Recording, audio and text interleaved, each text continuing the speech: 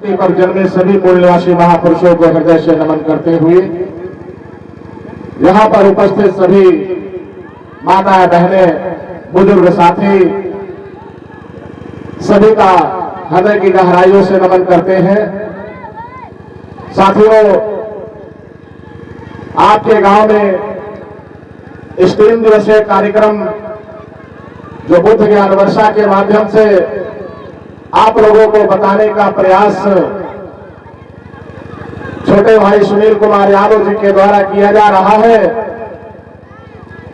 आप सारे लोग यहां पर उपस्थित आए हैं, धन्यवाद के पात्र हैं। ऐसे कार्यक्रम पूरे जनपद में नहीं, पूरे देश में बड़े पैमाने पर किए जा रहे हैं। तो साथियों, ये बात हमें जानना होगा कि ये सारे कार्यक्रम जो हम लोग कर रहे हैं, इसके पीछे क्या मकसद है, इस कार्यक्रम का क्या उद्देश्य है।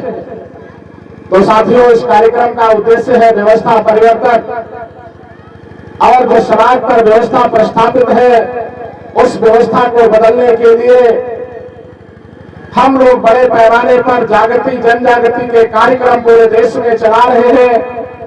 गाने के माध्यम से, भाषण के माध्यम से और बहुत सारे माध्यम हम लोगों ने निर्धारित किया हुआ है।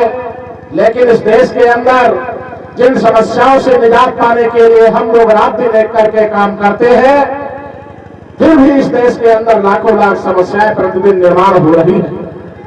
तो हमें विचार करना होगा, हमें समझना और जानना होगा कि हम लोग कार्यक्रम को सुनते हैं और सुनकर चले जाते हैं, अपने महापुरुषों की विचारधारा को जानते हैं, सुनते हैं, महापुरुषों को तो मानते हैं, लेकिन उनकी विचारधारा पर अमल जरा भी नहीं करते, इसलिए समस्याएं निर्माण हो रही। तो साथियों, अभी आप लोगों ने देखा पूरे देश के अंदर जो षड्यंत्र इस देश के अंदर चल रहा है, ये सारी बातें हम पढ़े लिखे लोगों की समझ आने वाली नहीं है। आप गांव के जो थम्सअप छाप, अंगूठा छाप लोग हैं, उनकी समझ में कैसे आएंगी, ये बड़ी विडंबना है। क्योंकि इस देश के अंदर आपको पता है, इस कार्यक्रम के माध्यम से बताया जा रहा है कि 5000 साल पहले हमारे पुरखे इस धनधरती के राजा हुआ करते थे।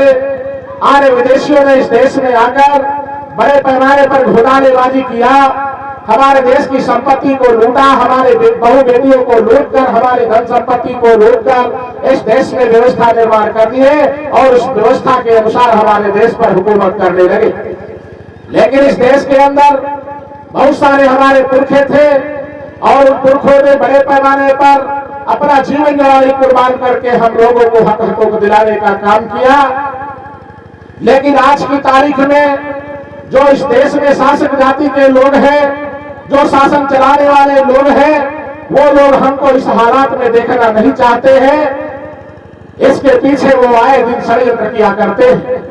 ये षड्यंत्र हमारे समाज के लोग समझ नहीं पा रहे हैं। ये सारी बातें हम और आप लोगों को जानने और समझने की जरूरत है, क्योंकि इस देश के अंदर अगर हम सही बात आपको बताने का प्रयास नहीं करते हैं तो आप लोग उस बात को मानने से इनकार कर देते हैं। इस देश में शासक जाति के लोग अगर झूठी बातों को जरा भी प्रचारित करते हैं तो हमारी महिलाएं उस पर अमल करती हैं, हमारे पुरुष भी अमल करते हैं। इसीलिए समस्याएं निर्माण होती है, क्योंकि इस देश के अंदर सच्चाई खत्म हो चुकी है।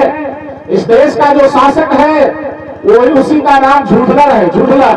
वो झूठा आदमी है, रात दिन झूठ बोलने का बयाना खाया हुआ है, वो झूठा आदमी। क्योंकि इस देश के अंदर आपको बताया जाता है, इस देश में जो अनुसूचित जाति, अनुसूचित जनजाति और पिछड़ी जाति के लोग हैं, उनको हिंदू बताया जाता है।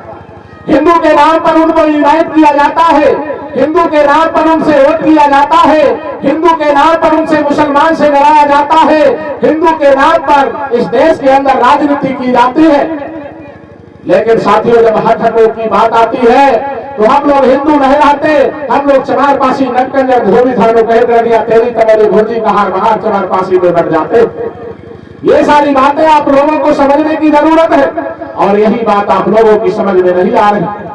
तो क्या प्रचार किया जाता है? शासक जाति के लोग कहते हैं देश हिंदुस्तान है, लेकिन साथियों ये देश हिंदुस्तान नहीं है। ये देश हिंदुस्तान का तय नहीं है। बाबा साहब अम्बेडकर ने संविधान की धारा 1 में लिखकर रखा है, India that is a Bharat. ये देश जो है ये भारत है, इंडिया है, लेकिन ये हिंदुस्तान नहीं है। इस देश के अंदर अगर मुसलमान भाई इस देश को हिंदुस्तान कहता है तो हमें हाथ जोड़कर उसे निवेदन करना है, उसे बताना है कि तुम मेरे खून के रिश्ते के भाई हो, तुम इस देश को हिंदुस्तान मत कहिए। अगर ब्राह्मण इस देश को हिंदुस्तान कहता है तो हम आप एका होकर उस दुश्मन से निपटने के लिए हमें ताकत तैयार करनी होगी, क्योंकि मुसलमान डीएनए के आधार पर हमारा भाई है। भाई से गले लिपटा जाता है और जो दुश्मन होता है दुश्मन से निपटा जाता है। ये बात आपको समझ आनी चाहिए। ये पहला झूठ। दूसरा झूठ, 15 अगस्त 1947 की आजादी, 15 अगस्त 1947 की आजादी बनाने की बात पूरे देश में कही जाती है। हमको बताया जाता है कि तुम 15 अगस्त 1947 को आजाद हो गए थे। 15 अगस्त 1947 की जो आजादी थी वो आजादी पंडित पंडों, आजादी गुंडी गुंडों की थी, आजादी ब्राह्मण बनिया तत्समूची जाति के लोगों की थी। वो आजादी मूल निवासी बहुजन समाज की आजादी नहीं थी। आजाद लोगों के पास समस्याएं नहीं होती है, समस्याएं गुलाम लोगों के पास होती है। ये बातें आपको समझ आनी चाहिए। आज इस देश के अंदर मूल निवासी बहुजन समाज के ऊपर लाखों लाख समस्याएं निर्माण की जा रही है, लाखों लाख समस्याएं निर्माण की जा रही। अभी जीता जागता उदाहरण, अभी काल आप लोगों ने देखा 10 तारीख को उत्तर प्रदेश का रिजल्ट आया। आप लोगों ने वोट किसको दिया? आप लोगों ने वोट तो घोड़े को दिया, लेकिन गिनती के समय गधे में चला गया। आपको पता नहीं चला आप लोगों ने जो दिया वो कहां चला गया। ये सारी धोखेबाजी आपको समझ आनी चाहिए। ये सारी बातें आपको समझ आनी चाहिए। इस देश में अगर जो थम्स अप छाप है, अंगूठा छाप है, अगर वो गलती करता है तो उसकी गलती क्षमा होनी चाहिए। लेकिन हमारे समाज का जो पढ़ा लिखा इंटेलेक्चुअल लोग है, वो जो डॉक्टर है, मास्टर है, इंजीनियर है, प्रोफेसर है, ऐसे लोग गलती करते हैं। 15 अगस्त 1947 की आजादी का जश्न अपने ऑफिसों में, अपने कॉलेजों में, अपने विद्यालयों में मनाने का काम करते हैं। या तो फिर उनको इस बात की जानकारी है कि 15 अगस्त 1947 को देश आजाद हुआ था, या तो फिर उनको अगर ये आजादी की जानकारी नहीं है तो वो गधेपन का काम कर रहे हैं। अगर वो पढ़े लिखे लोग होते हुए भी गधेपन का काम कर रहे थे तो ये बात आपको समझ आनी चाहिए कि 14 अगस्त 1947 को पाकिस्तान को आजाद किया गया। बहन जी आपकी समझ आनी चाहिए, 14 अगस्त 1947 को जो आजादी का बिल पास हुआ वो पाकिस्तान को दिया गया, यानी फ्रीडम ऑफ कंट्री का बिल पाकिस्तान को दिया गया। 15 अगस्त 1947 को जो बिल पास हुआ वो ट्रांसफर ऑफ पावर का बिल पास हुआ।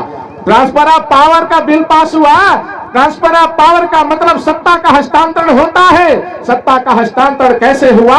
इस मुल्क में अंग्रेज विदेशी हुकूमत कर रहा था और जब इस मुल्क को छोड़कर जाने लगा तो अपनी नाजायज औलादों को सत्ता देकर चला गया। मूल निवासी बहुजन समाज को आजाद नहीं किया। वो मूल निवासी बहुजन समाज को आजाद नहीं किया और वो अपनी नाजायज औलादों को सत्ता देकर चला गया। ये सारी बातें आप लोगों को समझ आनी चाहिए। जिस समय ट्रांसफर ऑफ पावर का बिल लिखा जा रहा था, बहुत सारे एग्रीमेंट इस मुल्क में हुए थे अंग्रेजों के द्वारा। अंग्रेजों ने लिखा था पहला एग्रीमेंट कि मैं इस मुल्क को छोड़कर जाऊंगा, लेकिन इस देश की जो जल जंगल जमीन है उसको 99 साल के लिए तुमको लीज पर दे रहा हूं। आने वाले समय में इसका बंदोबस्त किया जाएगा।